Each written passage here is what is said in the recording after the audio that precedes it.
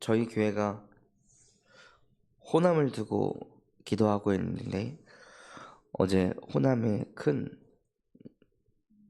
재앙이 다가왔습니다. 모두 다 하나님의 손 안에 있고 모두 다 하나님의 형상으로 하나님이 창조하셨고, 그래서 그 일들은 사실 저희의 아픔입니다. 한 가족은 3대가 그 비행기 안에 있어서 3대가 한순간에 그러한 재앙을 맞게 되었다 합니다. 그런 이야기들을 접할 때 너무 가슴이 아프고 먹먹해지더라고요. 우리가 더욱더 이 호남 땅을 가슴에 품고 정말로 눈물로 기도하며 호남의 재앙을 기도로 막아야 되겠습니다. 또 그로 인해 많은 상처와 아픔에 시달리고 있을 그런 유가족들의 마음에도 정말로 하나님의 은혜가 임하도록 기도하시는 우리 군산 참성환교회 성도분들 되셨으면 좋겠습니다. 신앙생활을 하면 할수록 모두 다 하나님의 손에 있구나, 이것을 보면 볼수록이요, 사람이 가벼워집니다. 모든 게 하나님의 손이 아닌 내 손을 거쳐가야 된다라고 생각을 하면 마음이 힘이 들고 무겁고 자꾸 부담과 압박을 느끼면서 가정에서도 그렇게 해야 되고 교회에서도 그렇게 해야 되고 현장에서도 일터에서도 그렇게 인도를 받아야 합니다. 그러니까 모든 것을 다 내 손을 거쳐야 일이 돌아간다는 그 생각에 잡혀 있으면요, 저 또한도 마찬가지로 사람은 힘이 들어가게 됩니다. 힘이 들어가기 시작하면 자기도 모르게 긴장하게 되고 예민하게 되고 날카로워집니다. 그 사람의 입에서는 은혜로운 말이 잘 나가지 않습니다. 그래서 정말 신앙생활을 하면 할수록 우리가 무엇을 봐야 하냐면요, 내 손을 거쳐서 일이 돌아가는 것이 아니라 모두 다 하나님의 손에 있는 것이구나. 다 하나님의 손에 거쳐가지고 우리 가정이 이렇게 지금 움직이는 것이고, 교회가 이렇게 움직이는 것이며, 산업 현장이 이렇게 움직이는 것이구나. 나라가 이렇게 움직이고 이 세계가, 시대가 하나님의 손 안에서 움직여지는 것이구나. 이것을 보아야 사람이요 가벼워집니다.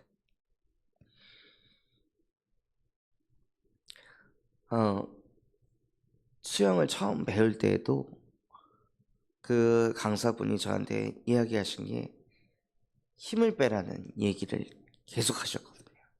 근데 물속에만 들어가면 힘을 그렇게 주는 거예요. 그래서 힘을 빼야 된다, 이거를 몇 개월을 들었는지 모릅니다.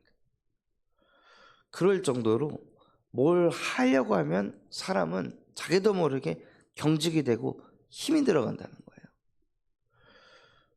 그러니까 태어날 때부터 그 창세기 3장에 완전히 각인뿔이 체질되어 있어가지고 뭐든지 다 내가 해야 된다, 내가 힘내야 된다, 내가 힘을 줘야 된다, 내가 버텨야 된다, 내가 이겨야 된다, 내가 싸워야 된다, 내가 절제해야 된다, 내가 예배해야 된다, 내가 기도해야 된다, 내가 전도해야 된다.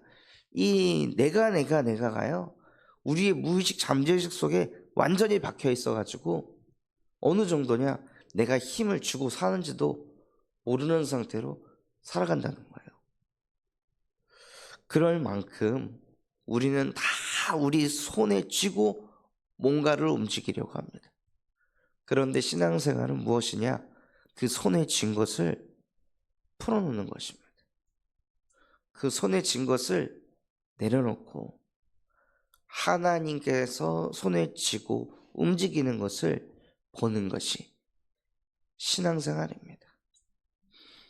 그런데 이 모든 것이 내가 하고 싶어서 되는 것이 아니라, 내가 하고 싶다고 되는 것이 아니라, 이것이 하나님의 은혜가 아니면 안 된다는 거예요.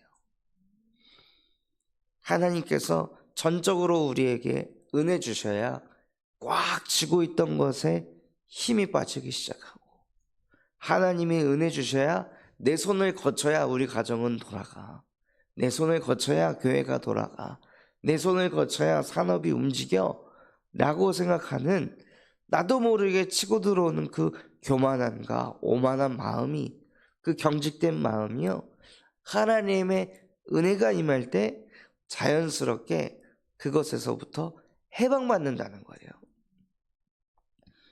그래서 그 은혜 중에 은혜가 바로 구원받는 것입니다. 그 창세기 3장 문제에 얻어 걸려서 나온 것 같지만 다시 또 그게 익숙해서 그 속으로 또 들어갈 수밖에 없는 근본이 완전히 망가진 나의 인생. 그래서 구원받았는데도 불구하고 나도 모르게 또다시 죽은 영혼처럼 살아갈 수밖에 없는 그 흐름으로 끌려갈 때 하나님의 은혜로 말미암아 믿음으로 구원에 이르렀느니라. 그래서 그 구원을 예수 그리스도의 복음으로 우리를 창세기 3장 속에서 여자의 후손을 보내셔서 끊임없이 나라는 거에서부터 절대 빠져나오지 못하게 하는 그 뱀의 머리를 여자의 후손 예수 그리스도께서 오셔서 박살내셨습니다. 그래서 더 이상 나라는 것에 노예될 필요도, 나라는 것에 포로가 될 필요도, 나라는 것에 속국이 될 필요도 없이 그 속에서 우리를 완벽하게 해방시키신 그 이름이 그리스도이십니다. 그래서 이 예수 그리스도를 통해 구원받아 하나님의 자녀가 되어 내 힘, 내 열심이 아닌 하나님의 은혜로, 내가 나 된 것도 하나님의 은혜입니다. 아무리 응답을 받아도 내가 한 것이 아니라 오직 나와 함께 하신 하나님의 은혜로라 라고 고백할 때 이상하게 더 은혜가 되고 힘이 되고, 내가 인정받고 내가 드러나는 것보다 나와 함께 하신 하나님이 하셨다라고 고백할 때 이상하게 더 눈물이 나고 감사가 되고 감격이 되는 이유가 우리를 하나님께서 그렇게 창조하셨기 때문입니다. 원래 인간은 하나님과 함께하는 영적 존재로, 하나님이 나와 함께 하실 때 사람은 은혜를 받습니다. 하나님이 나와 함께 하시는 것도요, 사실은 내 능력, 내 수준하고 아무 상관없는 것입니다. 은혜는 나의 노력, 수고, 헌신, 나의 능력, 그것이 완전히 배제된 것입니다. 전적으로 하나님이 하시는 것, 그것이 은혜인데, 하나님이 나와 함께 하시는 것도 사실은 하나님이 뭐 보여야 내가 하나님과 함께 하죠. 하나님이 뭐 만져져야, 하나님이 뭔가 이 눈에 보이는 형상이 있어야 내가 하나님과 함께 할 수 있는 거지, 보이지 않는데 어떻게 우리가 하나님이 나와 함께 한다라고 누릴 수 있겠습니까? 사실은 허무맹랑한 소리인 거예요. 인간이 절대 할 수 없는 것, 그것이 바로 하나님과 함께하는 것입니다. 그런데 하나님이 나와 함께 하시는 걸 내가 느끼고 있다면 그 사람은 은혜를 받은 사람입니다. 하나님이 나에게 은혜 주셔서, 어떤 누군가는 죽어라 하나님이 믿어지지 않는데 뭐 보여야 하나님을 믿지, 뭐가 바뀌어야 응답이 있어야 하나님이 믿지. 지금 뭐 이 문제가 그대로 있는데 무슨 하나님이 살아계시냐 라고 늘 하나님에 대해 그 불신앙을 하는 우매한 자로 살아가는데, 어떻게 나는 보이지 않는 이 하나님이 지금 나와 함께 하시는 게 믿어지는 지혜를 주셨을까? 어떻게 이런 지혜를 가지고 살아갈 수 있을까? 하나님이 나에게 은혜를 주셨구나. 그래서 하나님이 나와 함께 하는 게 믿어지는 것도, 내가 예수 그리스도의 복음으로 끝내서 내가 그리스도의 언약을 붙잡아서 하나님이 나와 함께 한다는 게 아니라, 그 많은 사람들 중에 하나님이 원하는 자를 부르셔가지고 은혜를 주고 계신다는 거예요. 그래서 이 속에서도 감사하시는 그 축복을 누리시기 바랍니다. 그래서 종교인들은 교회를 다니면 다닐수록 이상한 우월주의에 빠집니다. 영적인 우월주의, 바리새인과 같이, 사두개인과 같이 그런 흐름으로 가는데요, 정말 하나님의 형상이 회복되고 하나님의 은혜를 아는 사람들은 하나님이 나와 함께하면 할수록 교만해지기보다 더 감사하게 되고 더 하나님 앞에 겸손한 자가 되게 하십니다. 그래서 내게 주신 그 은혜가 나를 넘어서 모든 사람에게 그 은혜가 뻗어가게 하십니다. 내가 대단한 것이 아니라 나와 함께 하시는 하나님, 이 축복을 또 회복할 수 있도록 하나님이 또 그리스도를 보내셔서 나와 상관없이 구원을 완성하시고 구원을 이루신 그 하나님의 은혜. 그래서 이 복음은요, 나라는 게 들어가면 복음은 변질이 됩니다. 내 상태, 내 수준, 내 현실 가지고 복음이네 아니네를 따지기 시작하면요, 그건 복음이 이미 아닌 것입니다. 복음은 성경에서 말씀하신 그대로 그것을 믿고 그대로 그것을 누리는 것이, 그것이 복음인 것이지, 내 지금 상처, 지금 내 현실, 일어나지 않는 변화, 응답, 그거 가지고 정말 요한복음 19장 30절이 맞나? 아닌가? 그 자체가 말이 안 되는 생각입니다. 그런데 그런 작은 불신앙이 우리를 난처하게 만든다 말씀하셨습니다. 정말 우리가 누려야 될 것은 하나님께서 선포하신 그 말씀을 정말 영적인 지혜를 가지고 믿는 것입니다. 믿을 때 하나님이 역사하십니다. 믿는 자에게 능치 못할 일이 없다고 말씀하셨습니다. 그런데 우리가 요한복음 19장 30절의 말씀을 믿는다면 어떻게 될까요? 믿는 자에게는 능치 못할 일이 없다고 말씀하셨는데요, 그거 하나만 믿어줘도 인생이 어떻게 흘러갈까요?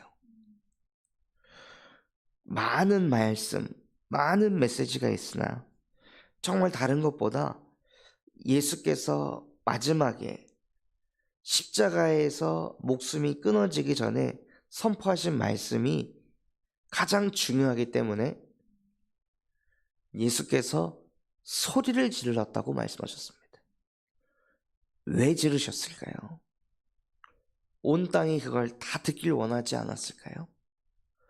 그 예수의 죽음 앞에 그 쳐다보고 있던 그 많은 사람들이 그 예수님의 마지막 메시지를 듣기를 바라는 간절한 마음을 가지고 선포하지 않았을까요?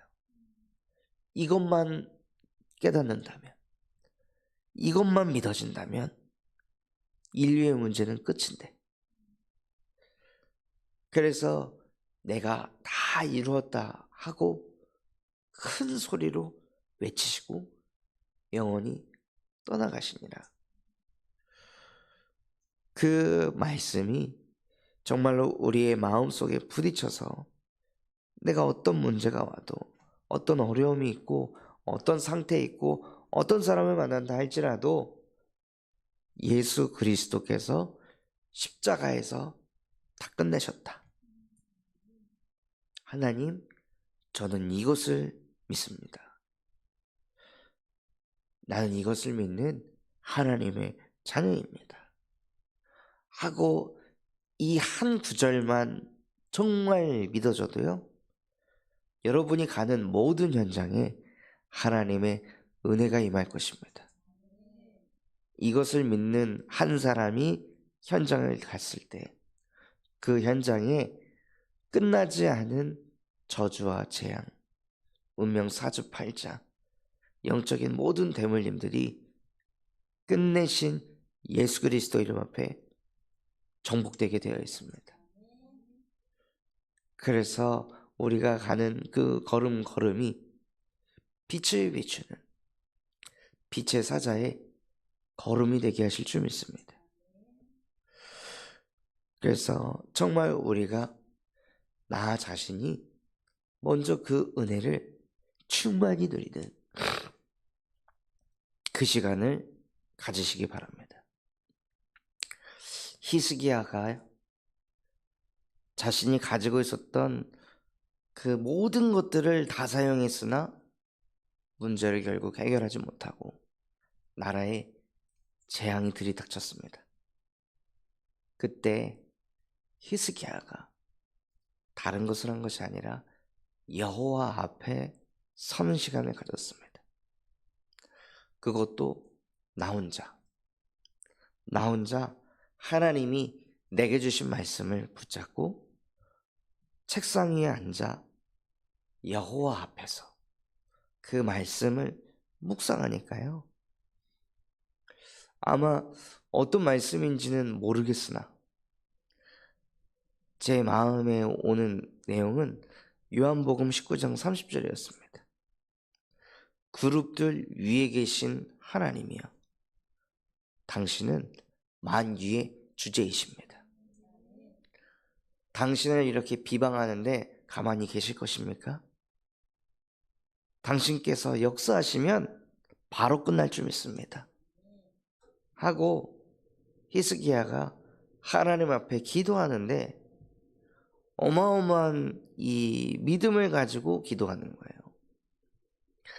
자기가 그렇게 수많은 이 돈을 가지고 아예 그 성전에 있는 금까지 다 긁어갖고 다 갖다 바치고 온갖 것을 해서 그렇게 다 바쳐도 해결이 안 되는 그 문제를 하나님께서 역사하시면 끝난다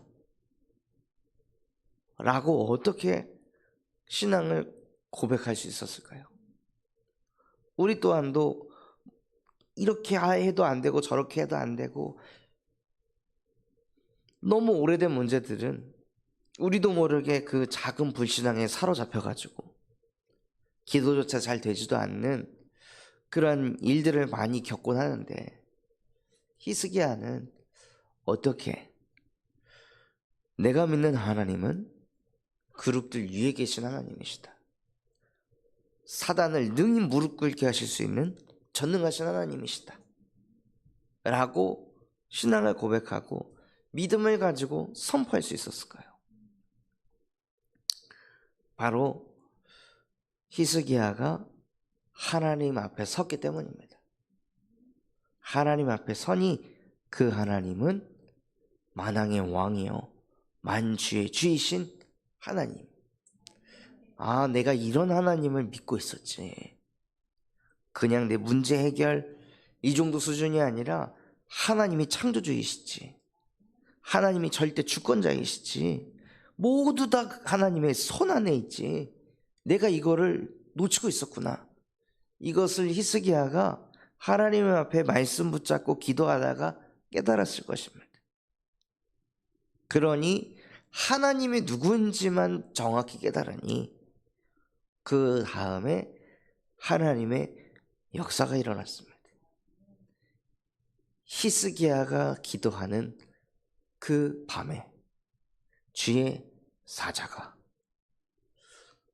우리가 믿는 예수 그리스도가 십자가에서 모든 것을 끝냈다라고 정말 깨닫고 믿는다면요, 히스기야에게 일어났던 그 은혜가 우리의 인생에 지금 이 시대에 동일하게 역사할 줄 믿습니다. 그래서 그 히스기야 한 사람의 기도로 나라에 임한 그 저주와 재앙을 하나님께서 막으셨듯이 우리가 하나님 앞에서 언약 붙잡고 기도할 때 호남 땅에 임할 저주와 재앙이 무너지고 대한민국의 역사하는 저주와 재앙이 떠나가고 237과 5천 종족을 사로잡고 있는 공중 권세 잡은 자를 무릎 꿇게 할 수 있는 그 하나님의 능력이 우리에게 임할 줄 믿습니다. 그래서 정말 우리가 붙잡고 누려야 할 것은요, 오직 예수, 오직 그리스도 한 분이십니다. 그분이면 충분합니다. 그분이면 만족이 되고 그분이 모든 것입니다. 그래서 정말 은혜 중에 은혜가 무엇이냐? 오직 예수 되는 것입니다. 오직 예수 그리스도만 붙잡는 것입니다. 정말 이제 얼마 남지 않는 2024년 새해를 맞이하기 전에 우리 성도들 분들의 가슴 속에 다른 것이 아니라 오직 예수 되시는 은혜 있으시기 바랍니다. 우리는 그래서 그리스도의 제자가 되어야 합니다. 그리스도의 제자가 될 때 모두 다 하나님의 손에 있음을 알고 하나님께 맡기고 가장 쉽고 가장 가벼운 인생, 그래서 다른 사람들이 봐도 나도 저렇게 쉽고 가벼운 인생 살고 싶다. 그래서 많은 사람들에게 그 하나님의 은혜를 끼치는 복의 근원 되시기를 예수 그리스도의 이름으로 기도하겠습니다. 받은 말씀 붙잡고 합심해서 기도하겠습니다. 하나님, 신앙생활을 하면 할수록 내 인생이, 가정이, 교회가, 산업 현장이, 학업이 내 손을 거쳐야 되는 것이 아니라 모두 다 하나님의 손에 있음을 보게 된다 말씀하셨습니다. 정말로 그 축복을 누릴 수 있도록 내게도 은혜를 베풀어 주시옵소서. 그래서 날마다 십자가에서 모든 것을 끝내신 예수 그리스도를 믿는 은혜가 임하여 히스기야가 누렸던 그 응답의 역사가 실제 우리에게도 일어나게 하여 주시옵소서. 우리의 그 작은 기도로 호남의 흑암이 무너지고 세계의 흑암이 무너지고 우리 후대의 가슴 속에 불신앙이 무너지고 그리스도의 복음이 비춰지는 은혜가 임하게 하옵소서. 또한 우리 군산 참성왕교회가 금토일 시대를 열고 세 가지 뜰이 세워지게 하시며 청년 전도 운동이 일어나고 8번째 렘넌트를 세우는 렘넌트 시스템과 성경적 다락방 전도 운동이 일어나게 하여 주시옵소서. 내일 드려질 송구영신 예배와 또한 다음 주일날 드려질 원단 1, 2강 말씀을 통해 2025년 하나님께서 우리를 인도하실 언약의 말씀이 선포되게 하시고 그 말씀을 붙잡는 예배가 되게 하옵소서. 그럼 마음과 중심을 담고 합심해서 기도하겠습니다.